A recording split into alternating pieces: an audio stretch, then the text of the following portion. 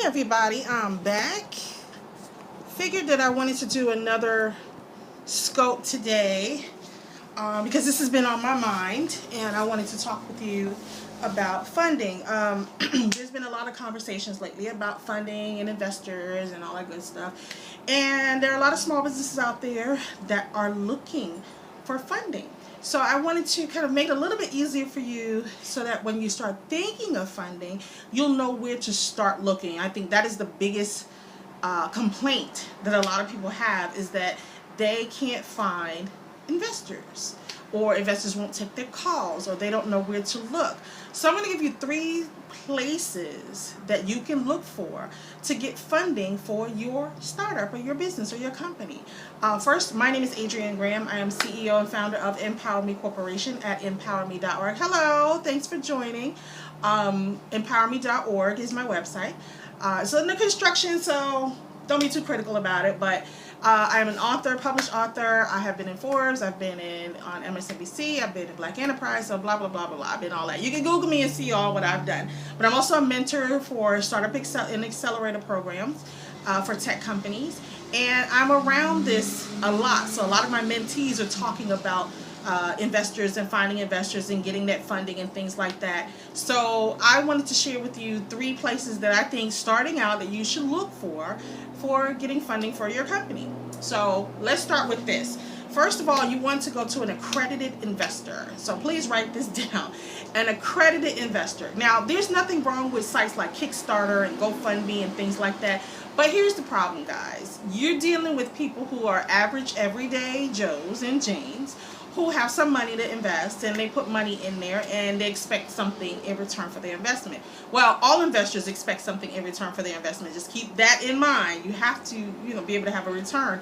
But these are for places that are people that are unsophisticated. They're not sophisticated investors, so they don't understand the risk that's involved. And let me throw this in there too. A lot of those Kickstarter campaigns and GoFundMe campaigns, they're so primitive and they're so basic, and they're not offering anything in return to get the real investors. So you'll see people who will say, I'll pledge $5, I'll put in $20, maybe even $100, and the most I've seen is like $1,000. But I'm talking about the big money, like $10,000, $50,000, money like that. Those are from investors that you need to be going to someone who's accredited. And I'll give you the definition per the SEC. An accredited investor is somebody, hello, thank you for joining, is someone who is well aware of the risk, who understands how to invest and where to invest their money, and understands that there is a potential to have a loss. They have an estimated net worth of $1 million or more, not including their primary residence. That's your home, the home that you currently own, you live in, you reside in, that's your domicile. That's not included in this. So you have to have $1 million in net worth, the investor that is, or the income has to be for a single person $200,000 to $250,000 annual income, single, or for a partner, like a married couple, $500,000 is the amount. So, but $1 million in assets, liquid assets, not including your primary residence. So, that's what an accredited investor is. I'm not going to get into the difference between institutional and private investor, blah, blah, blah, whatever, whatever. And you may think that, well, as long as somebody is in control of their own money and they're putting in their money and they don't mind, that it doesn't matter. It does matter, because when it all hits the fan, if something goes wrong, you want to make sure that your investors are sophisticated and they understand how to navigate that. So you don't want somebody who's a newbie or a novice, and you may think that someone will say, well, I'm giving $5,000, so that's not really a lot of money.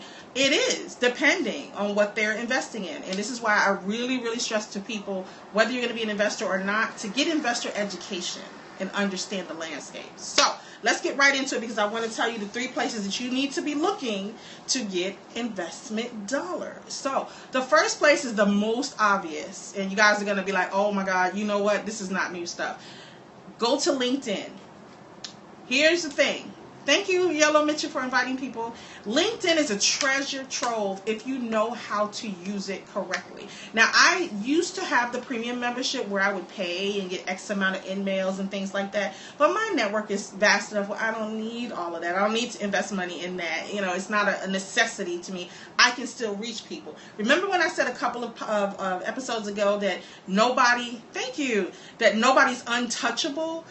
That's the truth, you know, and with LinkedIn, it's true. So what I do, here's a tip that I use. I'm not going to just tell you go to LinkedIn and look up investors, because that's the obvious, that's the basics. So I'm going to get into it. Hello, baby boy, thank you for joining. This is what I do. So if I do a search, I search for people that I'm looking for, like let's say angel investor. And here's the thing, VC and angel are two different things. VC is a venture capital. They're more big money, like the $1 million investments and higher. And those are people that are open and public about it. Angel investors don't want to be found. Those are people who are covert about it. Now, if they put angel investor in their profile, hey, that's good for you. You know, it shortens your time to search. But a lot of them do not tell people that they're investors. You know why? Because then you have Uncle Bobby and you have Cousin Timmy and you have neighbor Janet and everybody else who knows that you got money, who comes and hits the investor up for money. So they keep it secret. You know, they don't want people to know that they have money. Only serious companies that they want to invest in. So I will do a keyword search to look for who I want to look for. And then I will see how they're connected. Who are they connected to? Are they connected to people that I know? Are they in groups that I'm a part of? You know, if they're connected to the people that I'm connected to, now, here's what you may be thinking. I asked for an introduction. Nope. Do not ask for an introduction unless you know the person and you know that person knows that person. Because here's the thing about introductions on LinkedIn. You don't have to know a person to be connected to them. And if you decide, well, yeah, I'm going to go ahead and connect them to them, and, you know, I'm going to connect them to Adrian, and I don't want to be connected to this person, I'm not inclined to accept that invitation to connect. See what I'm saying? So make sure that you look them up, see who they're connected to. I will call someone, hey, Carol, hey, Bob, do you know such and such? How close are you guys? Is this just like an online connection, or do you actually know the person? If they say, well, no, we're just connected, then fine. That leaves me, that's even better for me. I like the thrill of that. If they say, yeah, I know this person, I'll ask them for an introduction, you know, let them know my purpose. Hey, I'm looking for funding, and, you know, I would love to talk to them because I know that that's their space. That's the space that they like to invest in. So I'll ask for that introduction. Now, if they don't know them, which is what I like better, because the recruiter in me, remember, I had a recruitment company a couple of years back, and searching was part of my forte. So what I would do is look to see what groups they're a part of. If we're part of the same group, fine. You don't need an introduction to connect with them. So I'll send a note saying, hey, we're connected to such and such group. I would love to talk with you and introduce myself to you. Are you open to connecting? How do we go about finding an investor trying to open up a nutrition club? Okay, give me a minute, baby boy. I'm going to answer questions in a minute. First, I want to give you guys the tips on where to look for them, and then I'll give you a couple of nuggets about how to target them. So I'll reach out to them if we have a common group. If they're part of a group and I'm not a part of a group, then I'll join that group. It doesn't cost you to join a group. You can join a group. So what? The worst thing that can happen, you join a group, you don't like it, you can unsubscribe from the group. But by joining that group, you are linked now where you can connect, and you don't need an email, you don't need an introduction. You can go one-to-one. I'd rather shorten that gap. I don't like to go through this person and this person and this person unless it makes sense. But for the most part, from my time frame, I like to be straight to the chase, get straight to the person that I'm looking to connect with. So on LinkedIn, that's what you do. You go join the group that they're joining, look at their profile, look them up on Google, see what they've done, get familiar with them. If they've written anything or have been written about in anything, make sure you're consuming this content and you're getting your research together to understand who this person is and how you can benefit from working with them. So that's tip number one, using LinkedIn. That's the obvious, so number one. Number two, there's a place called Angel List. And it's angellist.co, I believe it is, .co. They have a listing, an extensive listing of angel investors. It's broken down by territory, it's broken down by specialty, I think by investment size also that it's broken down by. But that's a good list to get started in. And a side note from that, if you notice that when you look at companies or look at publications such as VentureBeat or TechCrunch, any of those, when they're writing about a company, they'll put like a little blurb at the end of the article about the company, and then their investors. Sometimes if they have their investors, they'll put their investors' names there, the company names, that is, not the individuals, but they'll put the investment company there, and then you can see that way to look for them as well. But go to AngelList and look them up. You can connect, you can set up your own account. Now this is what I'm probably going to get in trouble for saying this. And please do not get me in trouble. If you're going to do this responsibly, okay? You can join Angel List, and you can join as an investor, or you can join as someone seeking funding. You can join. Now, for the investors, it's a little bit more stringent. I think they changed the rules since then. You have to prove that you're an investor, showing financials and things like that. So you might not want to do that, but you can join as someone who is looking for funding and see if you can get connected and get matched. I think there's a fee for that now, but it's well worth it if it's, a couple of $100 or 20, something like that, where you can invest in getting access to all of these angel investors. Wouldn't you want to spend that little bit of money? I mean, tap the hearts if you would rather spend a little bit of money now to get potentially a lot of money later for an investment for your company. I know I would, So join the Angel List. You can get that, or you can just kind of scroll through and see what they have that's available. There's another site, I can't remember the name of it, but I'll tweet that out there, that you can also join. And it shows you companies that are looking for funding, people who have funding to give, and also any accelerator programs that are coming up. So that's tip number 2. Go to Angel List and look on there, and you'll find angel investors. And a little tip 2B, let's give that too. They have angel investment groups. If you go to, and I know you probably don't want to do this, but try it anyway. I mean, if you really need funding for your company, you're going to do whatever it takes. Meetups, they have specialty groups for meetups for angel investors. It costs you a little bit to join it, but again, a minimal investment to get access to a larger pool of investing dollars. So don't overlook anything. So, which leads me to tip number 3. This is something that's kind of a no-brainer, but you got to know how to navigate. And this is where your networking skills come into play for this one. So, what I like to do as a potential investor and also someone who's seeking investment dollars, I like to go to demo days. If you guys have never heard of a demo day, and I know you probably have, a demo day is a culmination, usually hosted by an accelerator program or even a community. I know out here they have Orlando Tech. Up in Atlanta, they have the Atlanta Tech Village, and all these different places where they have demo days. And with demo days is you have companies that have gone through an accelerator program or some kind of program, and it culminates with what we call, it's kind of similar to a graduation, but it's called demo day. And this is a day where each of those companies gets to pitch their idea to a crowd of people. Now, in this crowd of people, you have the general public, you have investors who are there, you have other entrepreneurs, you have would-be investors, soon-to-be investors, you have VCs out there. So there are all kind of people, members of the business community, the banks, the media, all these different types of people.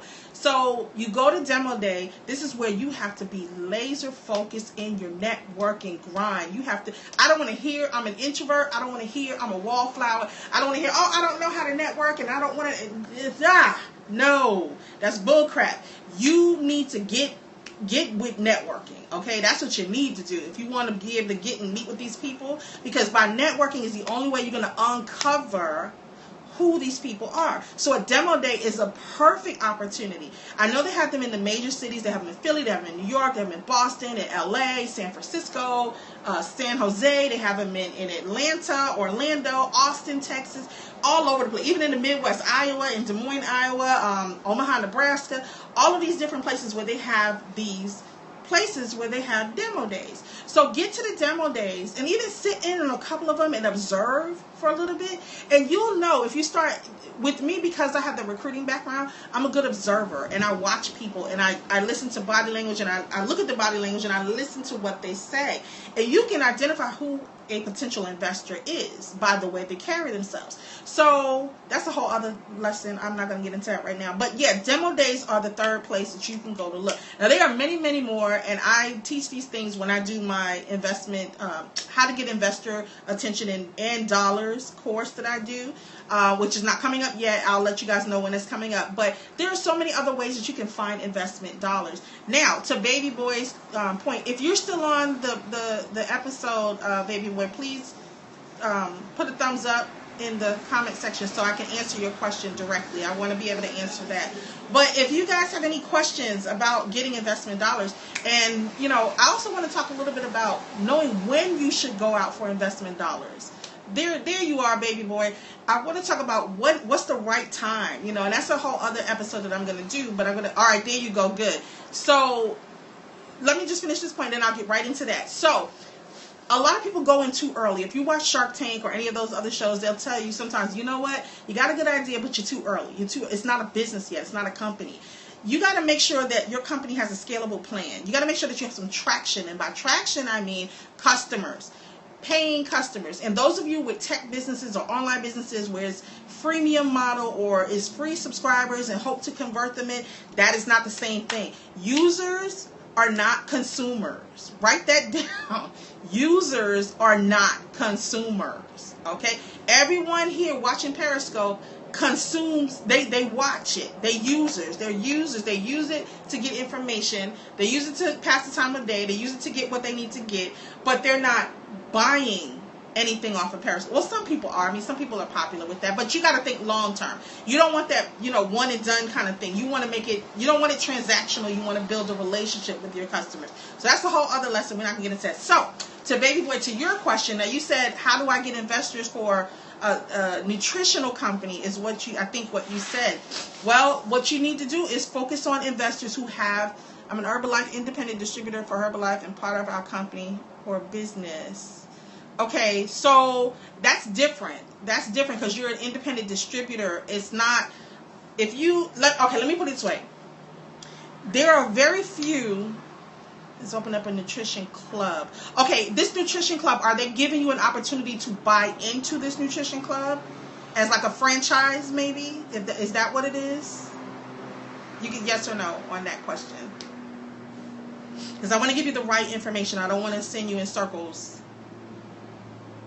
Okay, so no, they're not doing a franchise. So just another extension. Well, okay. Getting investment dollars for that may be a little bit harder. If you're franchising, then yeah, there's room there. You're opening up a room so that you can get some investment dollars. So let me just answer the other part of the question first. To attract attention from an investor, you have to go where they are. You have to go where people are interested in the nutrition and healthcare scene, the fitness scene.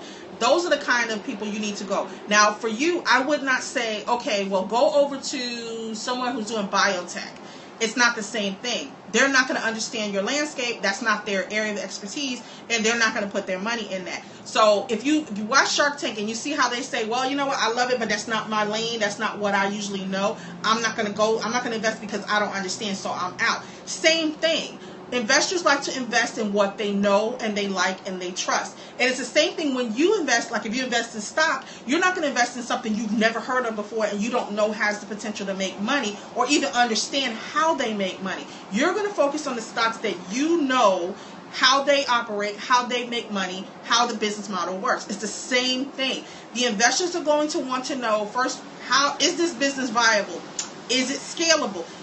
Can it work the same as it does with 50 customers as it does with 5,000 customers? They're going to want to know, is it generating revenue yet?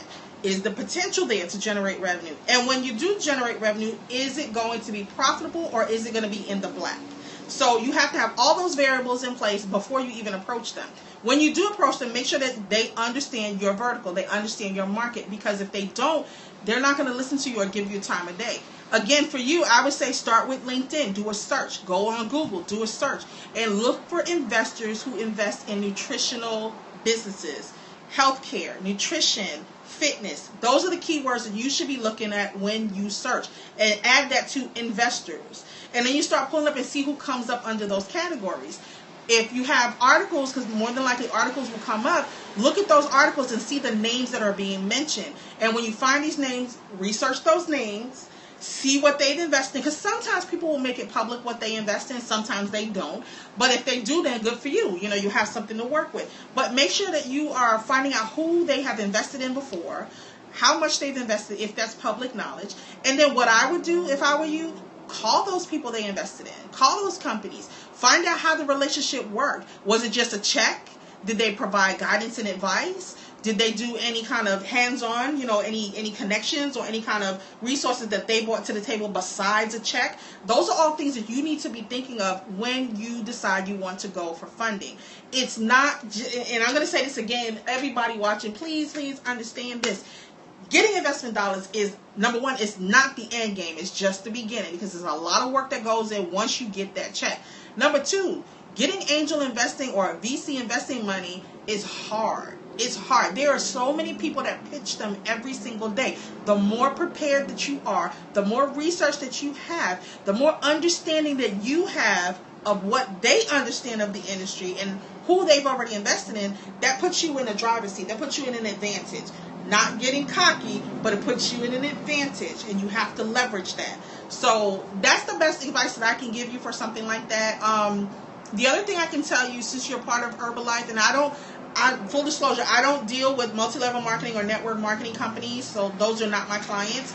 But what you can do is look to your leaders. You're welcome. Look, I hope it was helpful. I hope that gives you something to go on. Because even if you don't use it for now, if you have another company later on, you can take these tips and still use the same tips. But look at some of your high achieving leaders that are there in the company and talk to them and see how they can guide you on that, because they will be the first place you turn. Not to some chick on Periscope, but those will be the first people that you talk to. So. But yeah, I'm glad that I can help you, and I'm glad that I was able to answer your questions. So let me recap real quick for those who came on or fell off and came back or whatever. Number one, LinkedIn. Use it to every advantage. Make sure you research, you search for people, you reach out to them directly. Don't ask for introductions, because then you have to explain why you're asking for an introduction. And let me say this, when you're introducing yourself to someone, please be to the point and tell them who you are, what you do, how you think it's beneficial for y'all to connect. Don't go in there saying, I need an investor, I need money from my company. Don't do that. Don't do it, because I get email like that, and you know where they go? Delete. Build a relationship. Get to know the person before you start asking them for money. People want to know your story. They want to know about you. They want to know what's going on. This is very helpful. Thanks. You're welcome, Yolo Mitch. I'm glad you liked it. If you love it, share it with your friends. Tell them to come watch the replay. People want to get to know your story. And a lot of times, angel investors, they invest in the company, but they have to believe in the founder. And with the founder, you have to be authentic with your true story. What is your path? What led you to this company? Why this company? What purpose does it serve? Who do you serve? They want to know all this. They want to know your story, as opposed to some nameless, faceless person that's coming to them for the first time on LinkedIn and saying, hey, I need investment dollars. So think about how you're positioning yourself. So number one is LinkedIn. Number two was go to AngelList, angellist.co, I believe it is, but you can look it up. You can Google it online and, research and look at the investors that are there. And then number three was demo days. You can go to the different demo days, and investors hang out together. So even if they're not in the same vertical or industry, investors hang out together. So by getting to know investors, you open that door for yourself to meet more people and learn more about other people. So this is not for the shy or the introverted. So if you are, I'm not going to tell you quit, because I don't believe in quitting. I don't believe in giving up. What I'm going to tell you is you better learn how to network. If you don't know how to network, listen, I've written a book and a course on networking. So if you need that, hey, email me and I will send you the link, and you can buy that and take the course or whatever you want. But you better learn how to network if you want to raise dollars for your business. So with that said, I'm Adrienne Graham, CEO and founder of Empower Me Corporation. That's empowerme.org. You can reach me at info@empowerme.org if you have any questions, or just tweet me at talentdiva on Twitter. So I love you guys. Thank you so much for tuning in, and good luck. Raise lots of money. Get out there and make lots of connections and build relationships so you can raise money. So, see you later.